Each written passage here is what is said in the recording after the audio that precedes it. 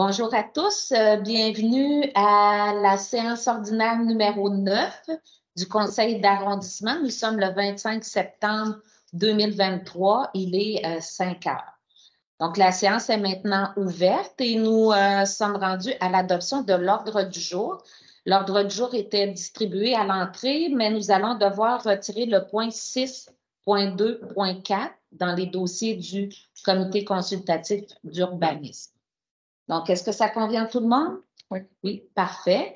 Le point 3.1.1, c'est la lecture et l'adoption du procès verbal du 28 août dernier, donc notre dernière rencontre. Nous l'avons tous lu. Est-ce que ça convenait à tout le monde? C'était conforme à nos discussions? Parfait. Donc, le procès verbal est adopté. Point 3.2.1, c'est l'adoption du procès verbal du 3 juillet 2023 pour le CCU, le Comité consultatif d'urbanisme de l'arrondissement. Donc, Madame la Présidente et Madame Le Taclevoix qui siégeaient là-dessus, est-ce que c'était conforme? Oui. Oui, donc parfait, merci. Ce qui nous amène maintenant à la période de questions des personnes présentes. Donc, quand vous souhaitez vous exprimer, bien, vous levez la main, je vais vous désigner à tour de rôle. Vous nommez votre nom ainsi que votre district peut-être ou l'adresse. Et puis, donc, vous allez pouvoir prendre la parole. Règle générale, on alloue une période de 3 minutes environ. Et à la fin, ça devrait se terminer par une ou deux questions. Donc, c'est comme ça, de façon générale, que ça fonctionne. Donc, est-ce qu'il y a des gens ici qui souhaitent prendre la parole aujourd'hui? Donc, ben, Madame, est-ce que vous voulez y aller en premier? Oui, allez-y. C'est bon. OK, parfait. Ben, monsieur? Alors, bonjour, je me nomme Denis Pelletier, je suis thérapeute de formation et vous avez aujourd'hui une décision à prendre qui touche une organisation à laquelle je tiens beaucoup, c'est les Expos de Sherbrooke. Alors, brièvement, je suis presque un profil très bref de la situation avant d'y aller avec ma question. Alors, je suis impliqué à Sherbrooke depuis plus de 30 ans dans diverses activités, notamment à titre de bénévole, notamment au niveau sportif, ce qui fait qu'au durant les dernières années, j'ai été impliqué avec les Jeux du Québec en 1995, les championnats du monde d'athlétisme, les championnats du monde de baseball junior. J'ai aussi été impliqué dans différentes compétitions locales et provinciales. Bref, ça a toujours été un secteur dans lequel je me suis plu à m'impliquer. En 2022, les Expos de Sherbrooke, qui était une organisation de baseball senior qui était sur le point de quitter la régie.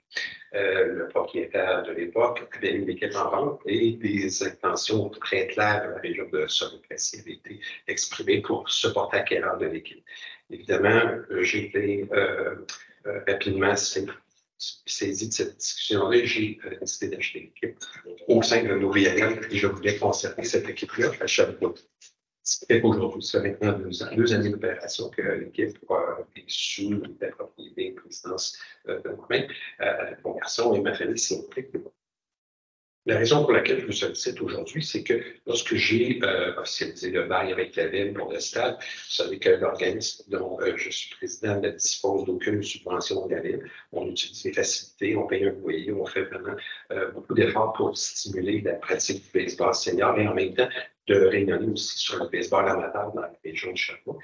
Alors, quand je suis arrivé au stade les premières fois, j'ai demandé à plusieurs personnes au stade qui est Amédée Rouen, parce que le nom du stade, c'est le stade Amédée Rouen.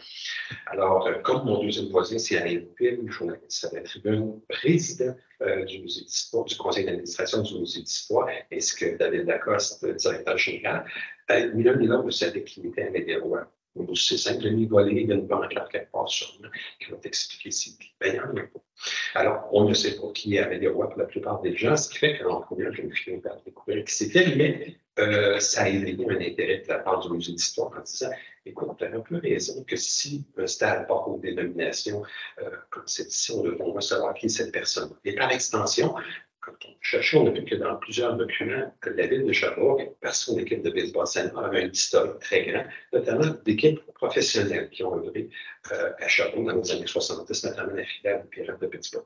Ceci dit, ça a vraiment stimulé les gens et à partir de là, on s'est dit, peut-être pourrions-nous donner lecture assez claire qui Aimé des Rois, et par la suite, faire rayonner un peu des personnes qui ont parmi les années passées de Charbon contribué à faire de cette équipe-là l'équipe que l'on connaît.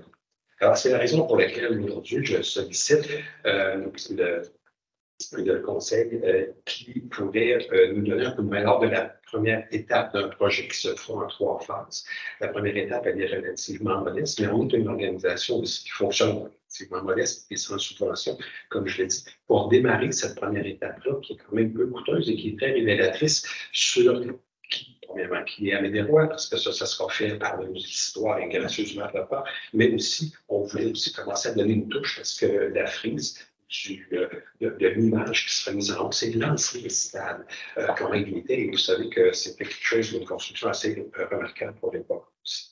Donc, dans cette optique-là, et voulant m'assurer que vous receviez favorablement ce projet, ma question est la suivante. Est-ce que vous auriez des questions auxquelles je pourrais répondre pour m'assurer que vous puissiez, vous avez revenu prendre la décision la plus opportune devant ce défi-là qui est le nôtre, c'est-à-dire de financer, oui, la phase 1 de ce projet-là. Et sachez qu'en ayant réalisé cette phase 1-là, je serai en mesure à ce moment-là d'aller chercher par l'effet de levier de cette première phase-là du financement pour les phases 2 et 3. Et c'est ce qui nous amènerait à porter à son terme la réalisation de ce projet, de ces projets, parce qu'il y en a d'autres. Merci beaucoup.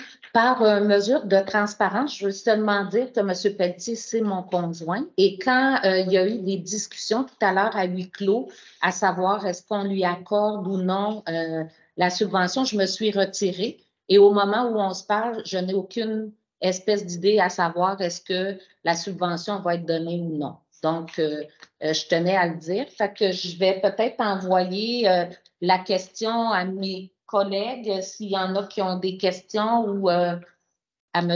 Blais. Donc, oui, Mme Belle-Rose. Bonsoir. Je me demandais, dans le fond, j'avais fait l'adhésion au musée d'histoire de Sherbrooke. Je me demandais s'il y avait une potentielle collaboration. D'abord, eux, ils sont allés comme chercher un peu l'information sur ce qui était Aimé des Rois, l'histoire du lieu, tout ça. Est-ce que ça se fait des fois une collaboration où le musée est comme porteur d'un plan d'histoire, puis investi dans un lieu comme ça, un bâtiment qui est... Oui, d'ailleurs, le musée s'est déjà engagé à gérer l'ensemble des travaux qui sont faits, pour assurer aussi les travaux de recherche, parce que vous savez qu'il y a eu des recherches qui ont été effectuées, premièrement, pour activité cette personne-là. Et on a aussi retracé des gens qui ont joué au baseball professionnel à Sherbrooke à l'époque, donc ils ont fait des jeux de contribution in-kind, comme on dit souvent, et ils veulent mener à terme le projet. Donc, ils vont en faire la supervision de l'organisation, et ça demande des ressources.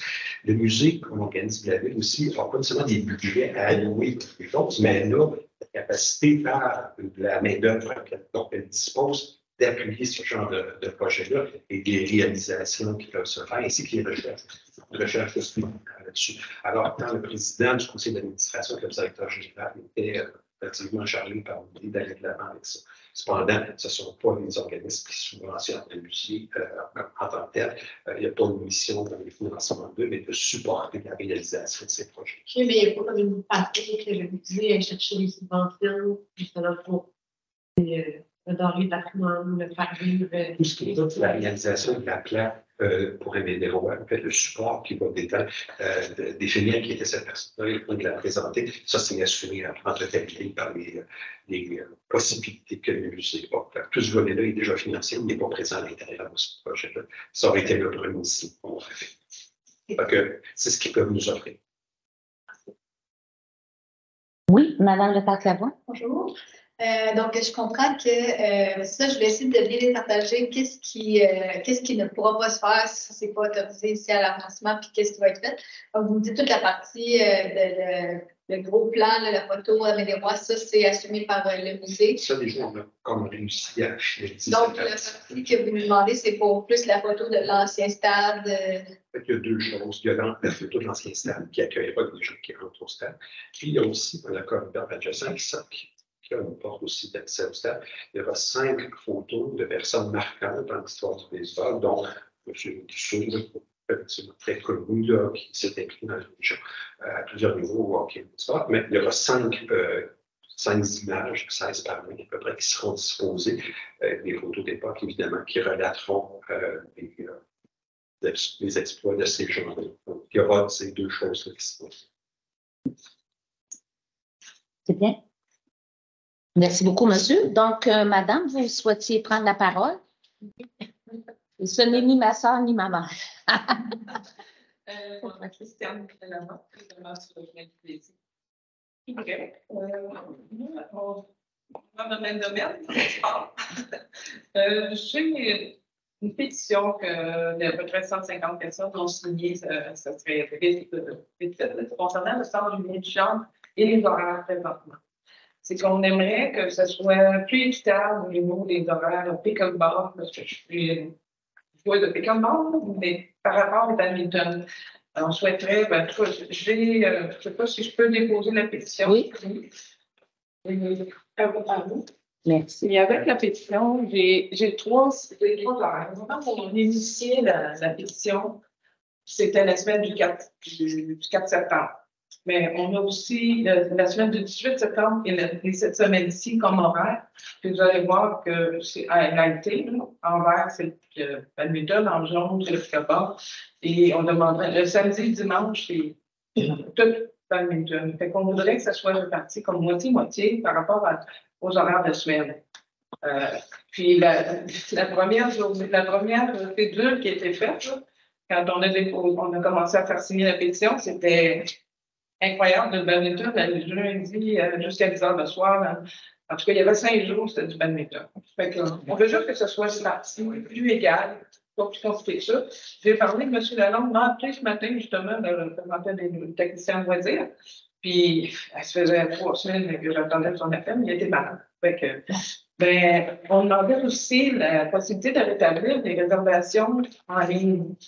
Mais là, ça semble un petit peu plus complexe, étant donné que c'est libre, c'est des activités libres. Fait que, on peut laisser tomber, mais au moins qu'on ait les. Que ça soit équitable. OK, bien, merci beaucoup. On va recevoir ça. J'imagine qu'on va regarder un petit peu la fréquentation aussi, mais malgré tout, vous dites que c'est un sport qui est en émergence. Oui, c'est important. Il y a 500 membres actuellement, 500 membres de l'association, à part des personnes qui sont pour l'association. Bon, bien, parfait. Pardon? Oui, c'est ça. On va demander donc à nos services d'en faire l'évaluation. Et puis, c'est vous, M. Blais, qui allez faire le suivi avec madame? Oui. Okay. Parfait. Oui. Mes coordonnées sur la liste présente. Oui, c'est bon. Pas de problème. Parfait. Bien, merci beaucoup. Est-ce qu'il y a quelqu'un... Oh, je vais juste apporter un point, Madame la Présidente. Vous parlez de pickleball. Il faut mentionner que Eugénie Bouchard, qui est une athlète de tennis au niveau mondial, se convertit au pickleball. Oui. Alors, moi, je suis entièrement d'accord. Et comme je vous mentionnais, Madame Lamotte, du côté du parc Gilles Charland, cet été, il y aura 3 terrains de pickleball. Je l'espérais cet été, mais semblerait-il qu'ils ont trouvé plein d'affaires en faisant l'excavation au parc Gilles Charland. Donc, ça va aller au printemps prochain. Il y aura 3 terrains que vous pourrez profiter l'été prochain. Ça, on ne parle pas de ça. Non, celui de Gilles Charland. Oui. Parfait. Donc, je vais demander peut-être pour M. le directeur la réservation de la pratique. Parce que on a lancé une première léger d'une politique de sport, du plein air, de l'activité physique. Puis, on le voit avec les visites de la pandémie, c'est quelque chose de la quantité est devenue de plus en plus populaire. Je pense que c'est important de demander aussi au service si c'est d'ouverture à ça, de faire des réservations pour la pratique. Oui, tout à fait. On fera le suivi avec les services municipaux concernés là, qui gèrent aussi le centre de chambre. Ça fonctionne bien avec les réservations en ligne, mais jusqu'à un moment donné, il y a des gens qui ont trop abusé, qui réservaient puis qui ne se présentaient pas. OK. Bien, merci beaucoup. Okay. Est-ce qu'il y a quelqu'un d'autre dans la salle qui souhaitait prendre la parole? Oui, monsieur. J'ai déjà mentionné que ce serait préférable d'avoir des centres additionnels avant les séances pour être consulté sur comme chercheur, un ordino à 2 points qui est mesuré. Comme 2, je veux savoir si c'est en marche, s'il y a une possibilité de ce côté-là. J'aurais des questions et observations sur le point 6.1.2, le projet sur la rue Johannesburg. Est-ce que je dois faire mon intervention tout de suite ou s'il va pouvoir la faire rendue à ce point-là? Non, il faut la faire tout de suite parce que ce n'est pas une consultation. Après, c'est l'adoption des points qu'on fait ici au Conseil. Donc, je vous suggère de les faire maintenant si vous en avez. Okay. Si vous allez voir la documentation suite à la vie publique, je trouve un peu particulier vous allez voir tantôt, le dernier plan qui est présenté, il est le 22 octobre. Et c'est celui qui mentionne la sortie sur Johannesburg. Donc, le 22 octobre, le promoteur devait savoir, la ville devait savoir que ça ne peut pas sortir sur l'O2. Puis, on y a accordé le permis de construction quand même le 2 décembre. OK, vous dites en octobre 2022, là? Oui. OK. Ah, c'est vrai qu'on n'est pas encore au mois d'octobre, désolé. Donc, bien le commentaire a caché ce document-là en disant, en tenant pas compte du fait qu'il y a des paramètres, tout ça, qui l'empêchent de sortir l'O2. Je trouve ça particulier que, d'autant plus que le plan en question, l'étente de l'arpentage géomètre est en bas à droite, mais en dehors du cadre. On ne voit pas toute l'étente, la signature et de la date. OK. Pour ces raisons-là, moi, je pense que il y a une autre raison, c'est que c'est loin d'être mineur comme changement.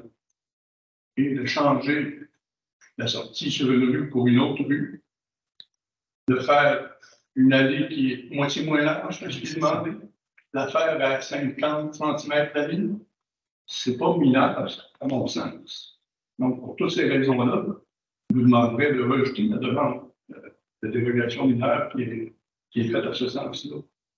Parce qu'il est possible, je devrais peut-être investiguer là-dessus, que le promoteur ait sciemment caché le document-là. Il demandait son permis pour la construire là et non pas la tasser. Parfait. Donc, on a bien compris. Est-ce que les 2 personnes qui siègent au CCU d'arrondissement veulent ajouter quelque chose ou non? Non? OK. Fait que, oui, tout à l'heure, on va le voir. Puis pour votre premier point, les sommaires décisionnels qui soient présentés avant le conseil d'arrondissement, ça me surprendrait parce que même pour les conseils municipaux, à ma connaissance, ils sont rendus publics seulement quelques jours après le conseil municipal. Donc, je souhaiterais, vous nous l'avez déjà demandé, qu'on mette en ligne les sommaires décisionnels d'arrondissement. Moi, je disais, j'étais à la même place que vous là-dessus. Je croyais beaucoup à ça. Mais le jour où ça va arriver, c'est bien sûr, ça va être quelques jours après la rencontre du conseil d'arrondissement, un peu comme ça se fait pour le conseil municipal. Le problème des occasions, c'est que vous prenez des décisions, je suis d'accord. Vous demandez aux citoyens d'intervenir, mais ils n'ont pas les documents, ils n'ont pas d'informations sur. Je suis d'accord avec vous sur le fond. Quand on parle de ça avec nos représentants des services juridiques, bien, ils nous disent, voyez-vous, comme là, on a retiré un dossier. Si on avait rendu le sommaire public, le sommaire décisionnel public avant la rencontre, donc il y aurait de l'information sur un sujet qui finalement ne sera pas présenté pour plusieurs raisons. Donc, c'est un peu pour ça que les gens des services juridiques nous disent que les documents deviennent publics après un conseil. Fait que peut-être, si vous souhaitez contester ou discuter cette façon de procéder-là, de les mettre après, mais peut-être qu'il faudrait venir au conseil municipal où là, il y a toujours quelqu'un, le greffier, qui est disponible peut-être pour répondre aux questions plus techniques. Puis ici, ben, je ne sais pas, là, pour l'arrondissement, à quand on peut espérer, monsieur le directeur, d'avoir donc les sommaires décisionnels mis en ligne parce que c'est drôle que vous en parliez aujourd'hui parce que cette semaine, je suis allée voir s'ils étaient disponibles et je ne les ai pas trouvés. Non, je n'ai pas de nouvelles à ce jour par rapport à cette demande-là que vous avez faite. Ça a été transmis au service des affaires juridiques et j'attends un suivi là-dessus. Vous serez informé dès que j'aurai des nouvelles. Là, il y a Mme Berthold qui me dit qu'il veut intervenir. Je vais vous répondre pour la question pour le projet sur la rue John S. Book. Oui. Alors, c'est lors de l'émission du permis de construction. L'aménagement du terrain prévoyait une entrée charretière, donc du côté de la rue Woodward. Toutefois, à la suite d'une validation auprès du service des finances en avril 2023, aucune case de stationnement avec horodateur ne peut être retirée sur la rue Woodward. Donc, cette situation exclut la possibilité d'aménager une entrée de ce côté et la dite entrée doit donc nécessairement se retrouver du côté de la rue John S. Book.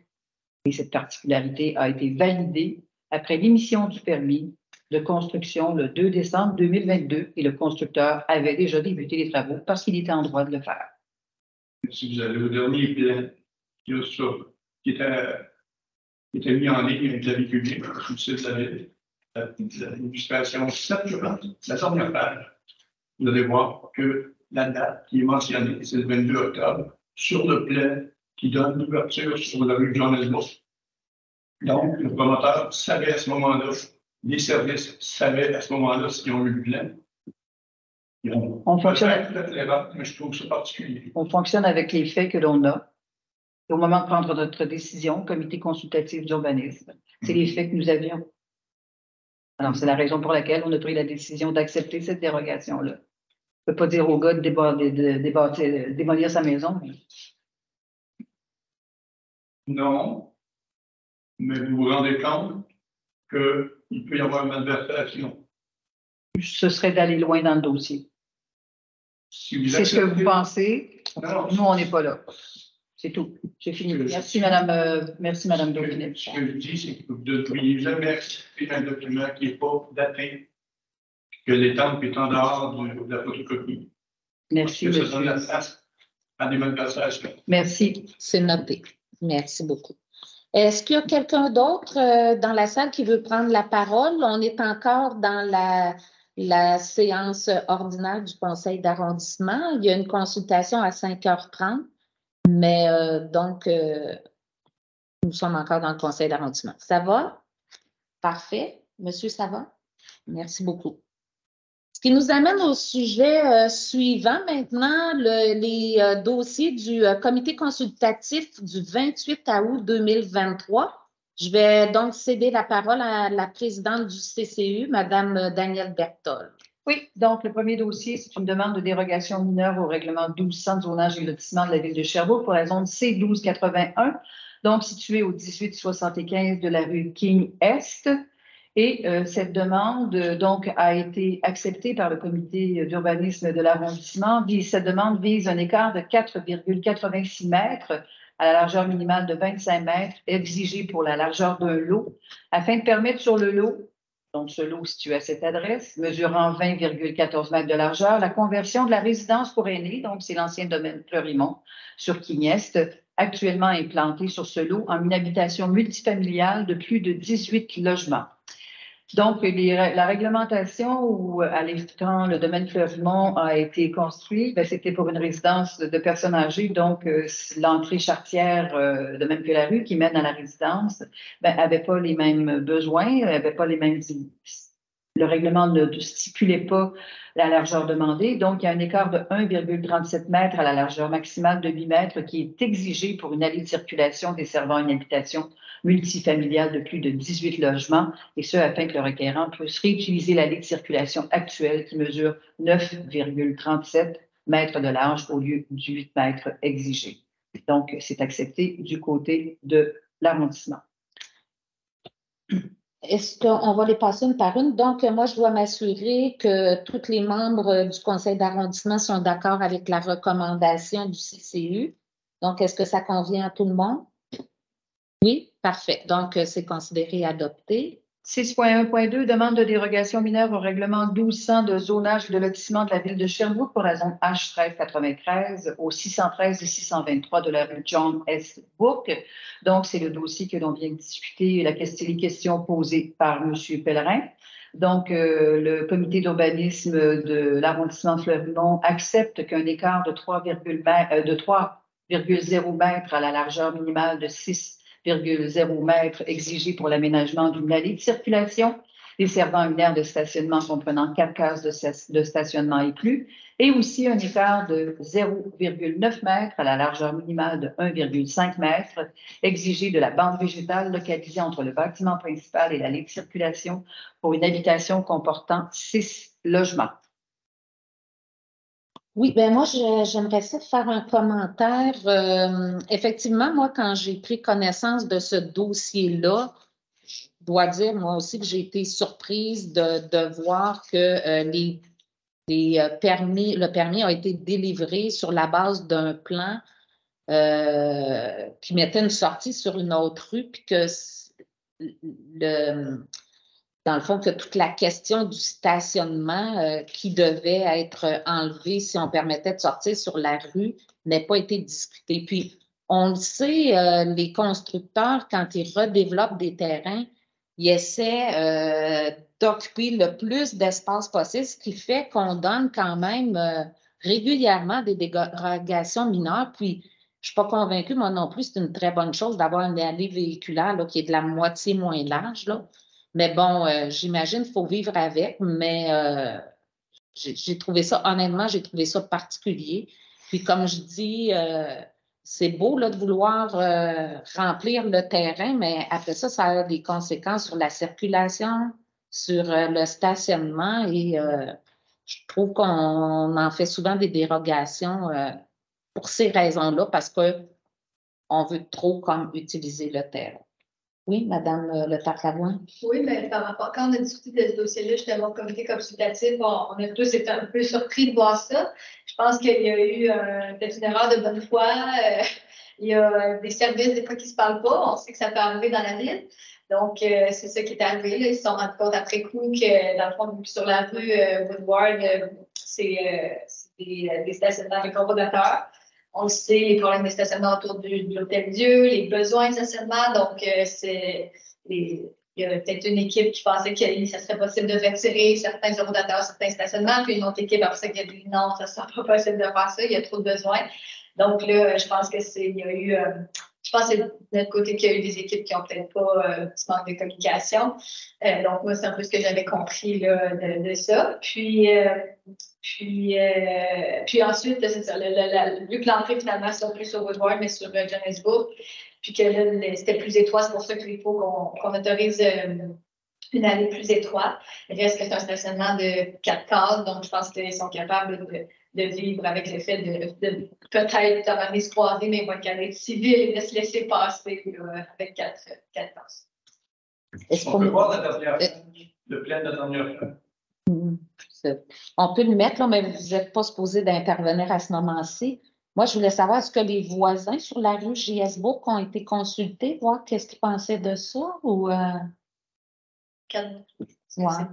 Parce que, tu sais, je me rappelle dans un autre dossier, là, on vient d'enlever beaucoup de stationnements au centre-ville là, pour les citoyens, pour les remplacer par des stationnements pour les employés, là. Pas à temps plein, mais en tout cas. Donc, je ne m'opposerai pas, mais personnellement aussi, je trouve ça très questionnant. Donc, est-ce que ça convient à tout le monde avec la résolution actuelle? Oui, donc c'est considéré adopté. Maintenant, pour le point suivant, le 6.1.3, donc demande de dérogation mineure au règlement 1200 et de zonage et de lotissement de la ville de Sherbrooke pour la zone H 1633 au 1141 de la rue Després. Alors, la demande visait à autoriser une dérogation de 0,21 mètres à la marge latérale minimale prescrite de 1,20 mètres pour une habitation unifamiliale isolée, et ce afin de régulariser son implantation à une distance minimale de 0,99 mètres de la ligne latérale gauche. Et évidemment que cette demande est acceptée. Ça convient à tout le monde? Oui, donc c'est adopté. Mais Point 6.2, donc les dossiers du CCU du 25 septembre dernier. oui, donc ces deux dossiers, c'est un terrain où il y aura deux implantations qui seront faites par le promoteur. Donc, c'est sur la 12e avenue Nord, un PIA au 1495 12e avenue Nord.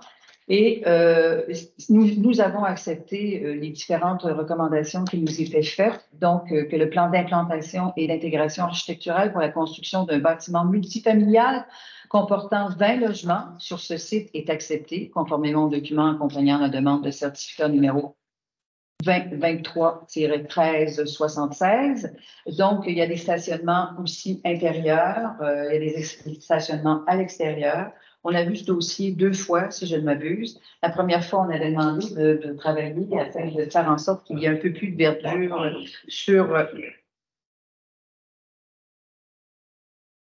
d'avoir un peu plus de verdure sur le terrain, évidemment, pour les îlots de chaleur et tout. Il est revenu, il nous a fait une nouvelle proposition.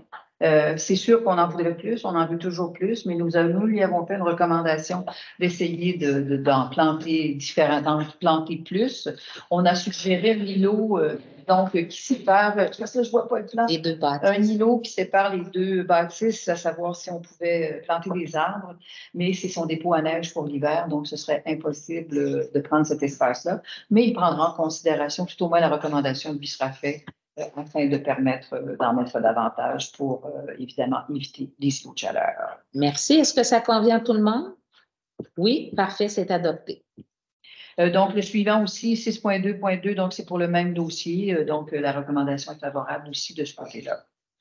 Parfait. Donc, ça convient à tout le monde, c'est adopté. Dossier suivant. Oui, qui est le 6.2.3, une demande d'un PIA, aire patrimoniale classe 2, intégration intermédiaire, 345-353 rue Kennedy Sud. Donc, on accepte ce qui nous a été demandé. Donc, que le plan d'implantation et d'intégration architecturale pour la subdivision d'un logement au rez-de-chaussée impliquant la modification de la façade par l'ajout d'une porte, l'enlèvement de fenêtres et le remplacement du revêtement. Il y a une condition, c'est que le revêtement extérieur à remplacer au rez-de-chaussée soit en clin de bois de couleur blanche tel que l'existant.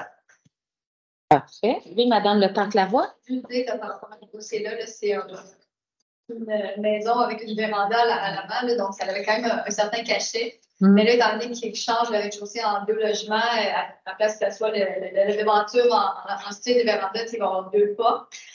Puis donc moins de fenêtres. Donc là, je me demandais si entre les 2 portes, pour les 2 logements, on peut racheter une fenêtre pour essayer de garder l'espèce de look du véranda là, qui donne un peu plus beau.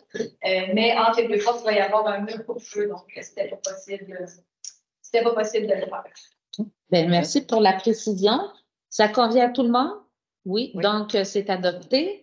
Dossier 6.2.5. Oui, alors ça, c'est un PIA, aire patrimoniale de classe 3, intégration supérieure, donc au 315 de la rue King-Est. C'est au coin de la King-Est et du parc.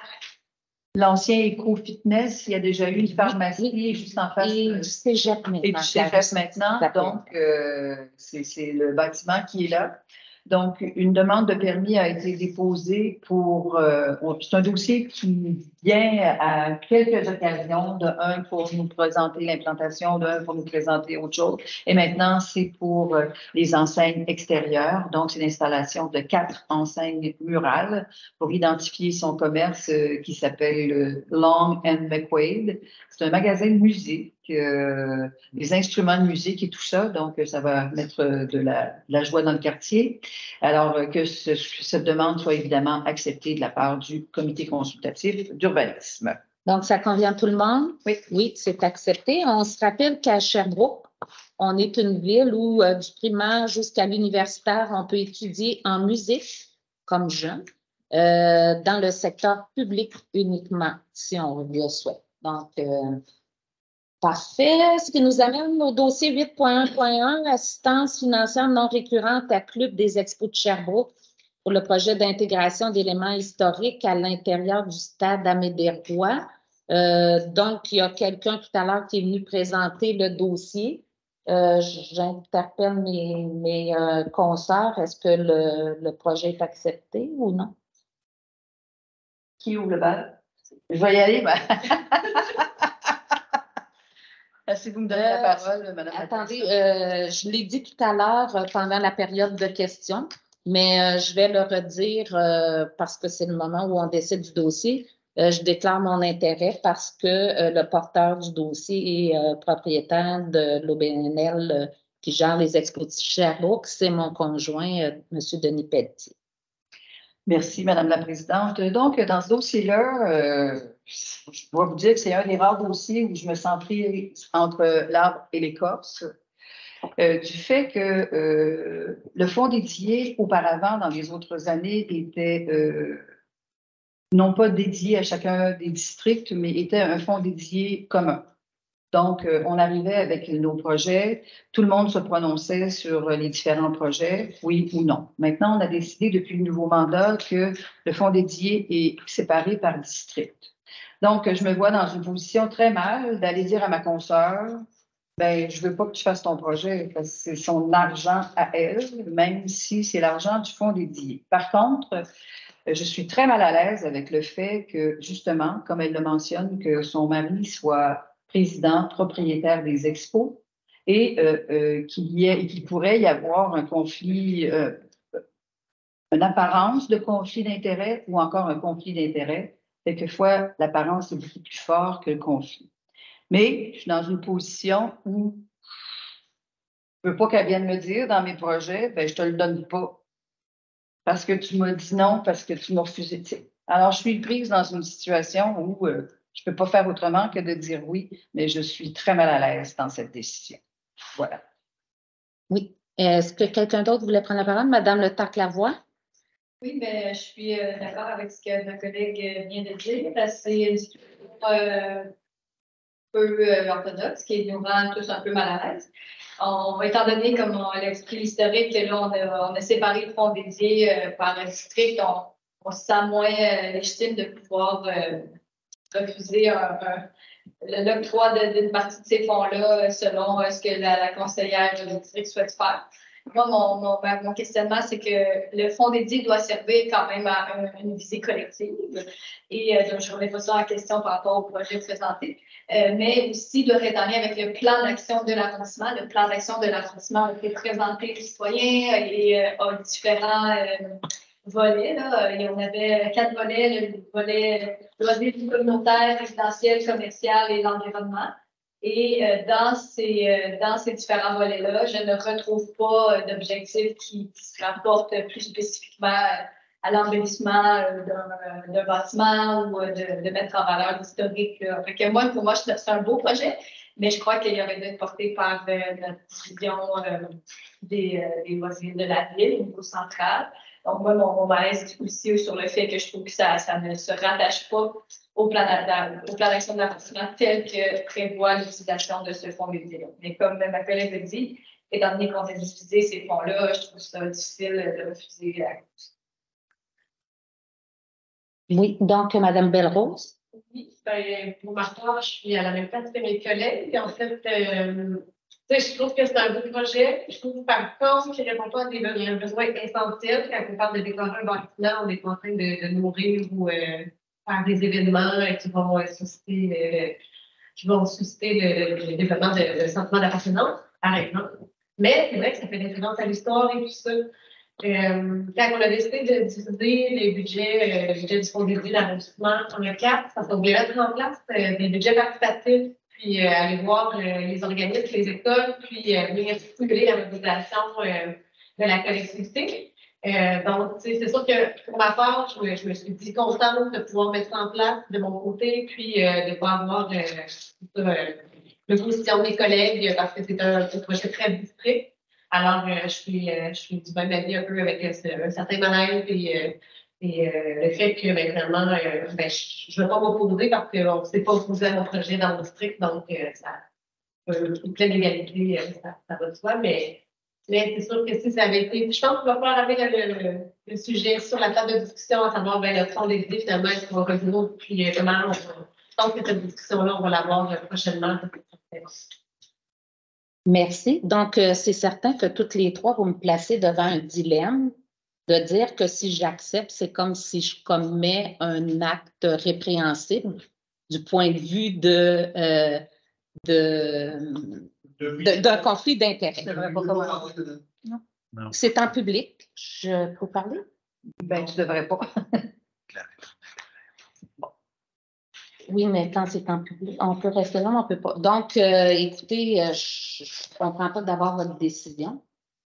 Donc, vous dites que vous acceptez le projet, mais que c'est un projet condamnable. C'est ce que je comprends de votre décision. Puis là, moi, si je ne peux pas parler, je ne peux pas m'opposer. C'est ça que vous me dites? Bon, ben, écoutez, je parlerai dans mon bout de la conseillère. Non, je vous le conseille pas.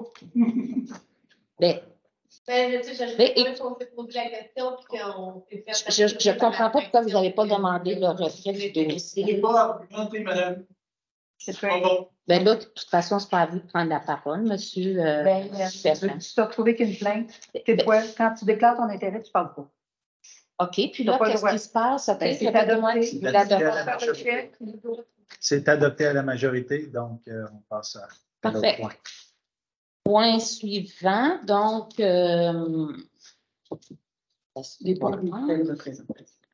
les dépôts Du budget.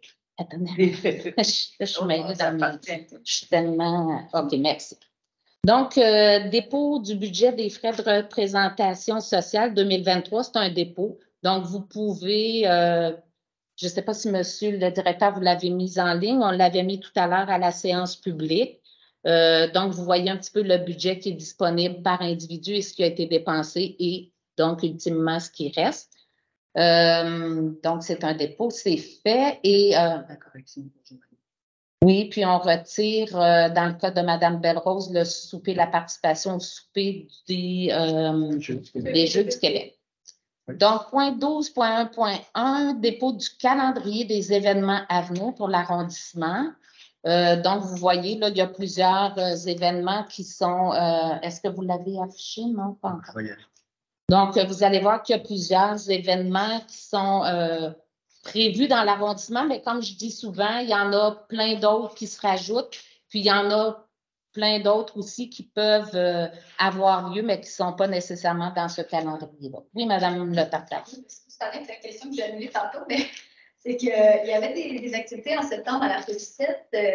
Puis c'est ça, je me demandais qu'est-ce qui fait en sorte que ceux qui se retrouvent là, pas là, comme parce que la Félicite, c'est quand même avec Entreprendre Sherbrooke, tout ça, puis nos partenaires. Donc, Monsieur le directeur. parce qu'il y en a qui ont déjà été là, je crois. Puis là, en septembre, il y a eu au moins 3 activités. Là, puis je me demandais pourquoi ça se passait.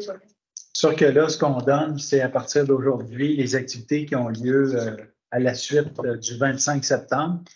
Donc, c'est pour ça qu'on ne retrouve pas les activités du mois de septembre. Là, c'est à partir du 25 septembre. Donc, c'est les prochaines activités, puis, mais on va être vigilant pour les... Oui. Transmet cette programmation. Oui, exactement. Il nous le transmet, puis c'est sur le site web aussi, puis c'est sur le site web d'Entreprendre Sherbrooke. C'est juste qu'en ce moment, probablement, entre le 30 septembre puis jusque les dates qu'on a, on nous donne toujours à peu près 2 mois d'avance. On n'a pas d'activité de répertoriée pour la placer. C'est beau? Oui. Donc, Mme Belle-Rose, avez-vous un message à faire aux citoyens? Pas de message. Mme Le Tartare-Lavoie? Oui, il reste une dernière fête de quartier pour l'arrondissement, pour le district Hôtel-Dieu, qui est un peu avec des randos. C'est ce samedi, le 30 septembre, organisé avec la Maison, entre autres la Maison de Jeunes, au parc Armand du Plessis. J'ai souvent parlé de ce parc-là parce qu'il est méconnu, mais vraiment, c'est un beau parc pour se promener. C'est au bout du chemin de plantes ou sinon au bout de la rue Le Tarte, il y a une piste cyclable en poussière de roche qui débouche jusqu'à l'entrée. Mais si, outre la piste cyclable, c'est une grande forêt, puis il y a des sentiers là, qui partent sur les côtés. Ils sont malheureusement informels. On travaille pour qu'ils soient un jour plus balisés. Mais donc, la fête va se produire à cet endroit-là, au parc Armand du Plessis, samedi prochain à 17h. C'est reporté au lendemain s'il pleut. Puis il va y avoir un compteur, il va y avoir des promenades dans la forêt, puis il va y avoir aussi une activité en lien avec notre histoire animatique. Donc, je vous invite à participer. Merci, Mme Bertha. Pas de commentaire, merci. Donc, pour ma part, je veux inviter les citoyens à la rencontre mensuelle que je fais avec vous, donc qui va avoir lieu le 16 octobre prochain. C'est ici même au 3e étage, mais dans une salle un petit peu plus loin où je rencontre les citoyens. Donc, si vous avez des préoccupations, des projets, des questions, donc de 18h30 à 20h. Pour ceux qui aiment planifier d'avance, il y en aura une suivante le 13 novembre prochain. Sinon, le 7 octobre prochain, c'est la fête au parc Cambron. C'est une fête axée sur la thématique des sports. Donc, il y aura du Zumba et de l'escrime, du revol. Je ne sais pas le revol, c'est quoi.